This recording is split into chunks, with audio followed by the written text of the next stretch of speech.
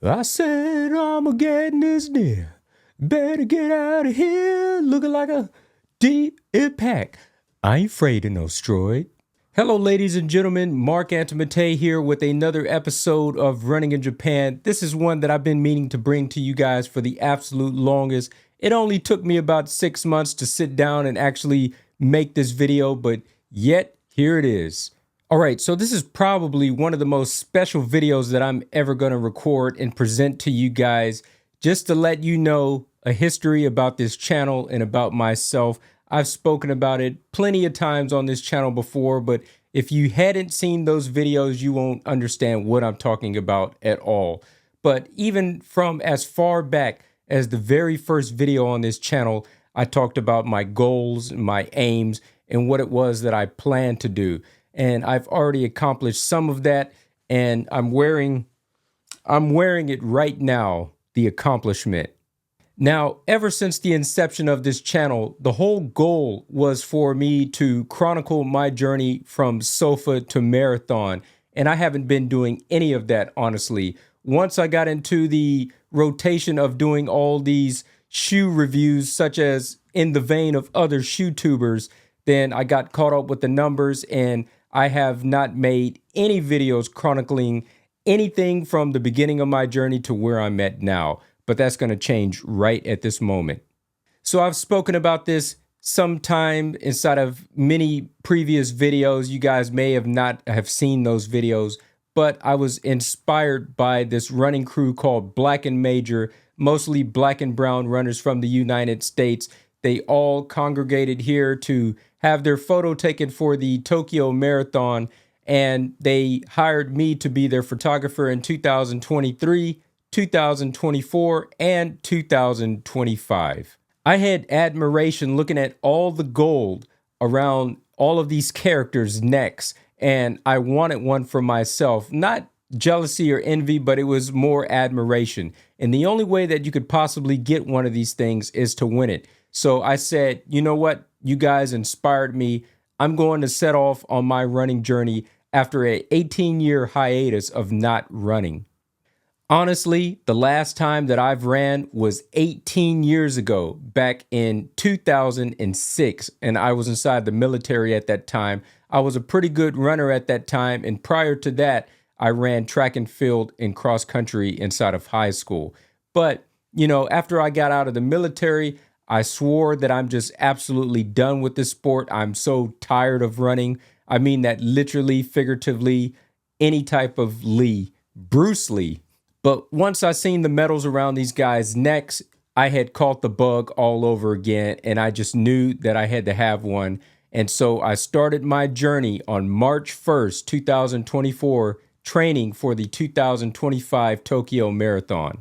Now, mind you, I never made it inside the Tokyo Marathon. You know, I registered, but I just wasn't selected inside the lottery to get in this year. But as it were, halfway through my journey training for the 2025 Tokyo Marathon, I registered for the Tokyo Legacy Half. Now, that is the nickname that they give to the Tokyo Half Marathon that is run by the same organizers, and it's sponsored by none other than New Balance. So I said, let me go ahead and register for this, and this will be a gauge to see where I'm at halfway from the beginning of my journey to the halfway point in between, you know, from the time that I started and the time that the actual Tokyo Marathon proper starts. So I wanted to have a gauge and assess exactly where I would probably finish had I run the actual Tokyo Marathon proper. Sure enough, after I registered for the Tokyo Legacy Half, I did get in. And as you guys can see by all the swag that I'm wearing, including this gold medallion, you guys can see that I had successfully finished that, and I got some other things that I want to show you. So this is the bag that I picked up all of my gear inside of. It says Tokyo Legacy Half 2024, sponsored by Sky. We open it up, and I have my official running number inside of there. You guys can research that and see where I finish. I got a story about that. And also inside of this bag, the other piece of swag that I got along with this medal was this beach towel that is sponsored by New Balance, and it has the official branding of the Tokyo Legacy half on there, 2024, and you see the New Balance logo. But a brand new, fresh towel, never used. I'll keep this one as a souvenir, maybe hang it up on the wall behind me. I don't know. All right, so you guys can see that I officially ran and successfully finished the race, but that's not really the story of why I have you guys here. It's all about the journey from when I started to how I got there to that finish line. And boy, did I have to crawl to get there. Now, when I was doing my training starting on March 1st, I was a complete beginner all over again, having some experience about running inside of my mind back from my high school days, but that was over 2 decades ago. I was starting over from absolute zero, and I had to fight to get to the strength of where I'm at now.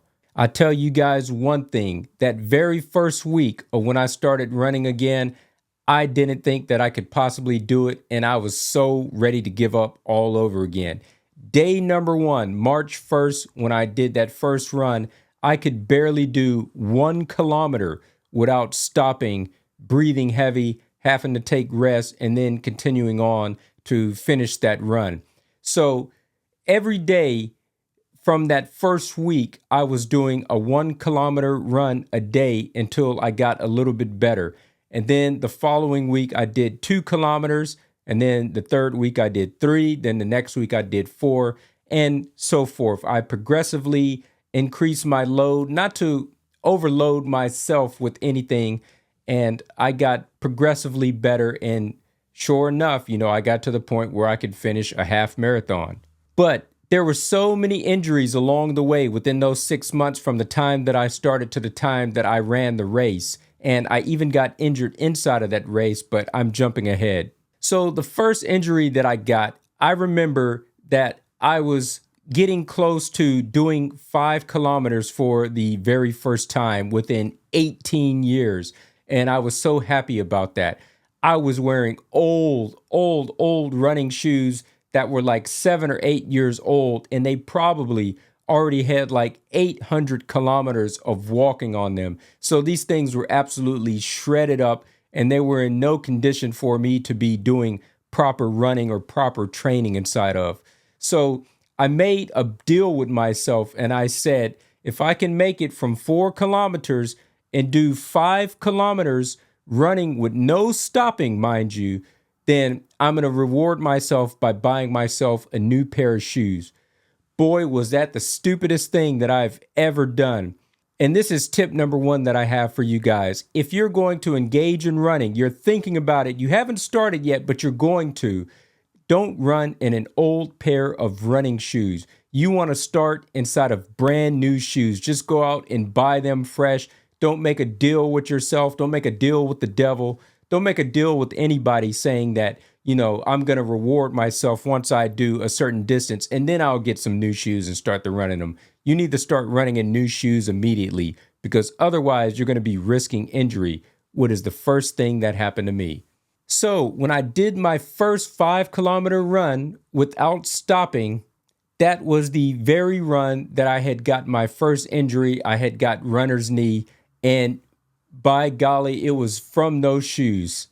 Not because the deal that I made with myself, but I did make sure to go out, during the time that I was injured, I at least went out to go purchase a new pair of shoes, which was the Nike Vomero 17, my first pair of proper running shoes. And I was so happy to get those. But yeah, I really needed those things, and I should have been running in those from the absolute get-go. Now, that wasn't the only time that I had runner's knee. There were a few more times after that. And that was mostly due to overtraining because, I didn't really know how to progress up once I started getting to a certain point. Once I cracked the 10 kilometer point, things started getting a little bit harder. I had to do 10 kilometers a lot longer and stay inside of that realm around 10, 11, 12, 13, a lot longer than what I normally would until I could build up the strength to move on up to 14, 15, 16. And then move on up to 17, 18, 19, things like that. So I'd probably say within the 6 months that I was training, I got runner's knee probably no less than 3 times. But this was not the only runner's injury that I'd got during this time of my training. I had experienced a lot more running incidents as well. 1 month after I bought these Nike Vomero 17s, I thought I would try out some shoes from Asics as well because, the Nova Blast 4 back at the time when they were new, this is before the 5 came out, before the Super Blast 2 came out. Super Blast 1 was out, but, sold out everywhere, including here inside of Tokyo, Japan. So I just couldn't get my hands on them. So I got the next best thing, the Nova Blast 4.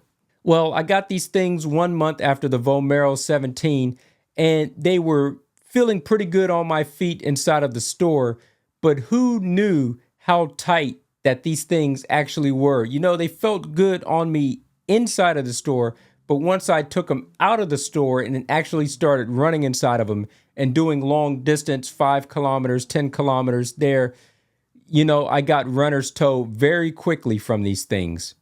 I only did probably about 3 runs and probably like 20 kilometers total on these shoes before I got one of the worst runner toes that anybody can imagine. I got pictures of that. If you guys want to see it, go ahead and click on this video and I'll explain more about that. Not saying that you want to see that, but if you do, it's there and I talk about that. That runner's toe was pretty nasty. It kind of took me out of action for a couple of weeks.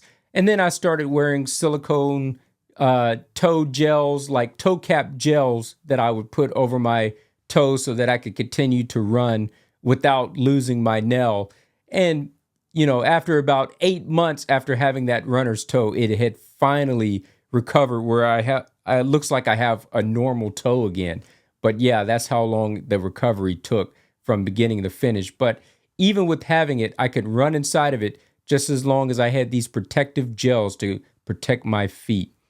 Now, what it was, I think the upper mesh of the shoe, the uppers was so hard on those shoes, and the constant running and the friction of my toenail on my toe bed hitting the top of that shoe and all of that friction and that hitting is how I got that. So I got injured from that. And yes, it took me out of action for a little bit of time.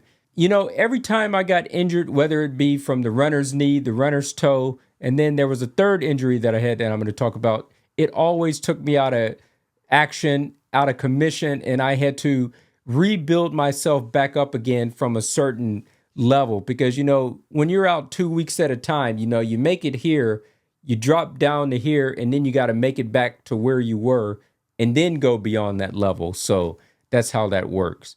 Finally, the third runner's injury that I got, I have been running for so long. My short distant runs had become longer runs, and my long runs had become really long runs. Like, at the end of the week, I would always finish by doing 21 kilometers, 25 kilometers, 30 kilometers, things like that. And that's when I realized, after I got my third runner's injury, that there is a such thing as runner's nipple. Now, if you guys want to know what that is the friction of the shirt that you're wearing and you're doing all this arm motion, this back and forth, and the shirt is sliding around on you. The nipples is having that friction with the shirt because you had increased your mileage so much within a week that it just really starts to hurt. And that was super painful. I did find a super quick fix for that. You just get some medical tape and you put it over your nipples. And as you're running, the friction is going to be between the tape and the shirt and not your nipples, so you can continue running.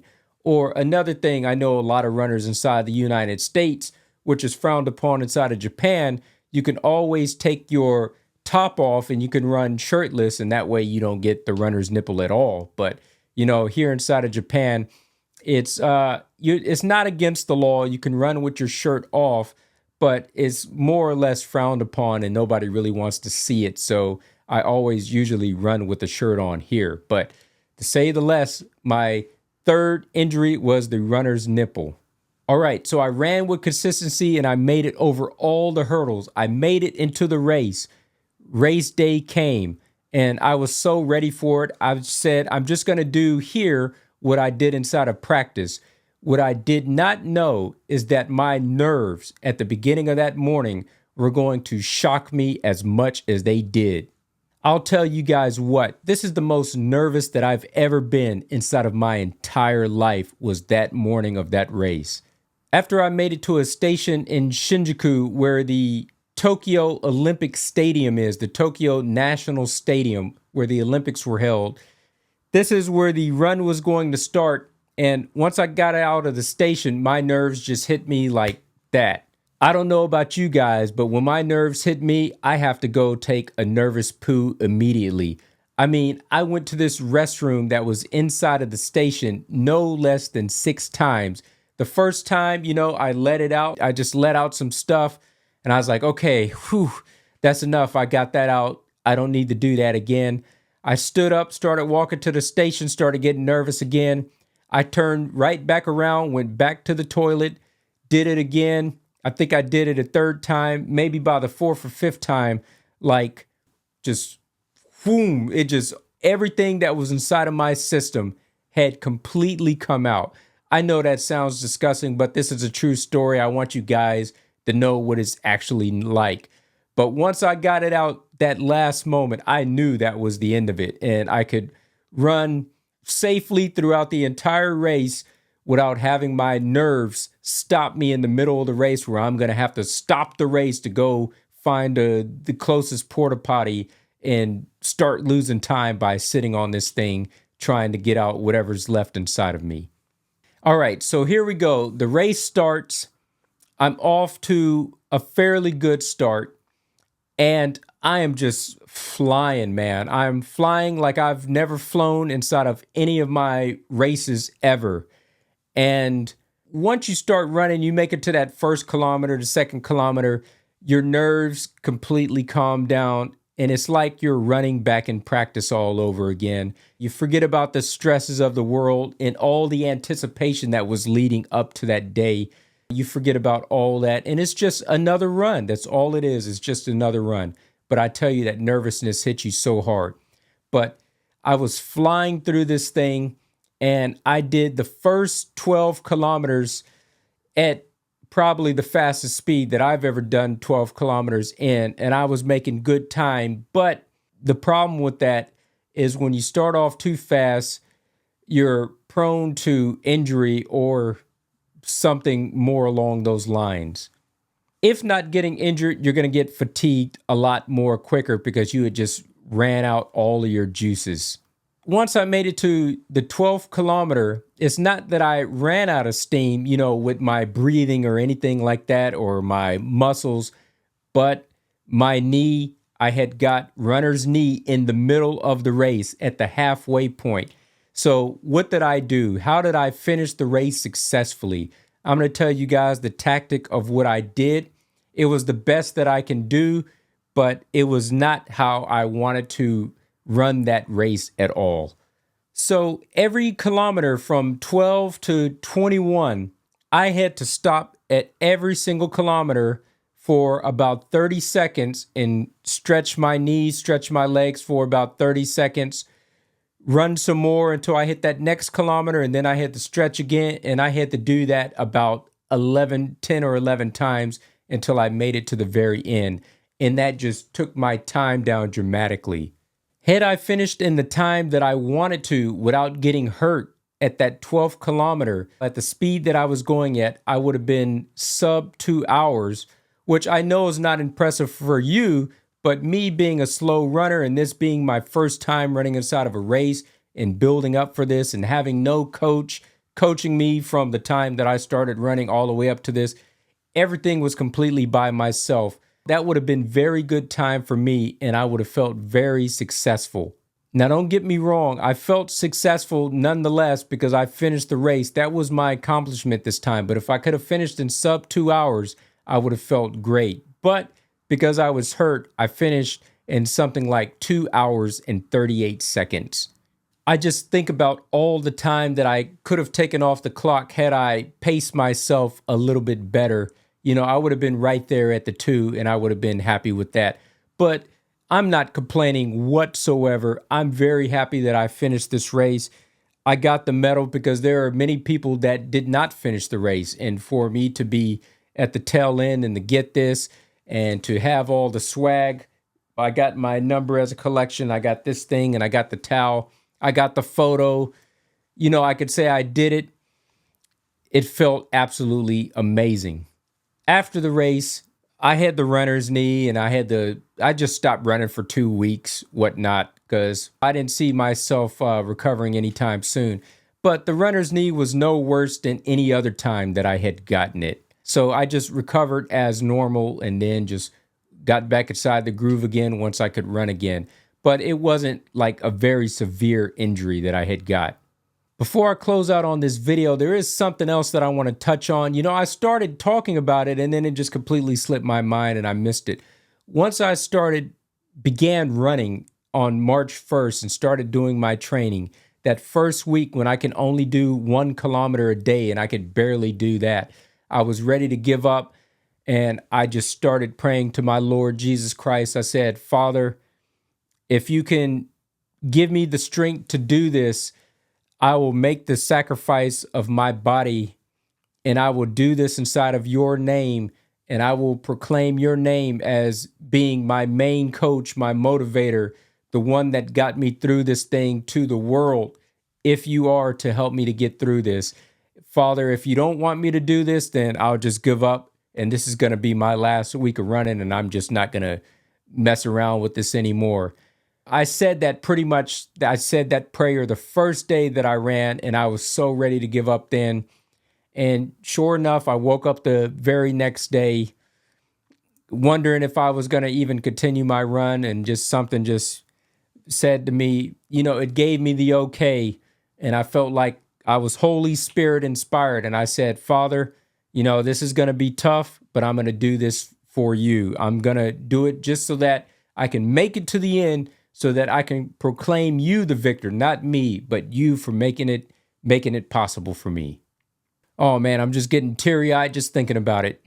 If there's one thing that I could say to you guys, don't ask Jesus Christ, don't ask God for anything like this. I wish I hadn't, because there are better things that you can do. If you want to do something for Christ, this is one thing that you guys should always remember, is that obedience is better than sacrifice. Of course, he loves when you make sacrifices for him and for other people. He really appreciates it.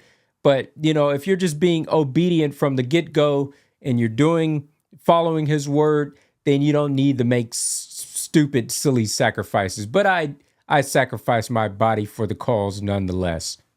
Anyways, I'm so glad to have finally sat down, made this video, talked about my whole experience, because the one regret that I have on this channel was supposed to show my progress, not necessarily every single day, but at least once a week. I was supposed to sit down from the very beginning, from when I could barely do that 1 kilometer, sit down at the end of the week on a Saturday and present myself to you guys on camera and say, this is what I did. I could barely do it. I thought about giving up, but I came back the next day, Holy Spirit inspired, and I said to myself, I'm going to do this, and I got better.